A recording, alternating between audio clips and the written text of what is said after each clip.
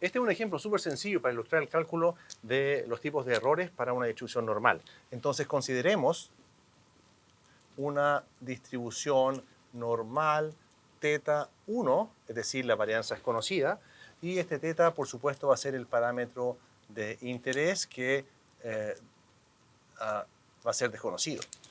¿Okay? Ese es el contexto. Entonces, lo que nosotros queremos es plantear las hipótesis H0 de que teta vale 5,5 versus H1, que teta vale 8. ¿Cómo tú llegas a estas hipótesis? Bueno, porque primero tú observas el experimento, observas el proceso, y tú planteas una hipótesis. Por ejemplo, imagínate que si el valor de la media históricamente haya sido 5,5 y tú sospechas que ahora aumentó, podrías plantear estas dos hipótesis. Entonces, un experimentador plantea eso y lo que nosotros sacamos es una muestra de tamaño 1. ¿Ok? Es decir, solamente obtienes una sola observación que le vamos a llamar x1. Eso es todo lo que dispones.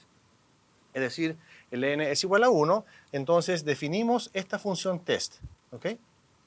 Definimos esta función test, que es phi de x1, que esto va a ser 1 si el x es más grande que 7, el x1 más, y 0 si el x1 es menor o igual que 7. Entonces, fíjate, esta hipótesis es razonable. Bueno, tú tienes aquí la línea real para teta y tienes la hipótesis nula, que es teta igual a 5,5. ¿Ok? Y la hipótesis alternativa es que teta vale 8.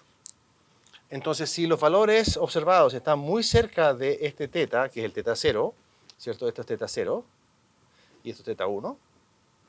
Entonces, si está muy cerca de teta 0, no tienes evidencia para rechazar H0. Pero si está cada vez más lejos de teta 0, es más evidencia en contra de H0. Por lo tanto, desde algún cierto punto hasta acá, tú tienes que rechazar H0. Entonces, lo que te han dicho es que esta regla de decisión es así. Si X es mayor que 7, es decir, este es el umbral.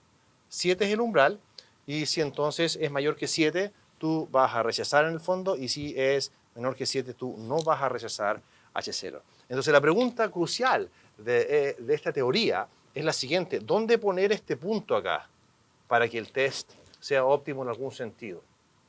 Y eso es lo que en unos videos más adelante vamos a invocar, que es el teorema de Neyman-Pearson. De Neyman-Pearson, el criterio, ¿cierto?, que va a decir cuál es el mejor test en estas condiciones. Cómo elegir esta constante para que el test tenga una optimalidad en algún sentido. Por el momento, esto nosotros lo hemos dado así. Podríamos poner una constante en general, pero el test viene dado de esa manera, y entonces lo que queremos hacer es calcular el error tipo 1. ¿Cuál es el error tipo 1? La probabilidad de error tipo 1 es la probabilidad de que el phi de x1 sea igual a 1. Esa es la definición que dimos en el video anterior. Pero fíjate que si el phi vale 1, ¿cuándo? Cuando el x es más grande que 7. Y si el x es más grande que 7, entonces para calcular esta probabilidad, lo que yo tengo que hacer es simplemente, recuerda que es más grande que 7, pero el teta es igual a 5,5, porque H0 es cierto, ¿verdad? Entonces, esto va a ser, en otras palabras, la probabilidad de que x1 menos 5,5 partido por 1 sea más grande que 7 menos 5,5 partido por 1. Y esa probabilidad entonces la estamos estandarizando para finalmente calcular esta probabilidad, y eso va a ser mayor o igual que 1, mayor que 1,5. Nota que usamos aquí entonces la probabilidad de rechazar H0, dado que H0 es cierto, ahí está, esa probabilidad. Esta es una probabilidad condicional.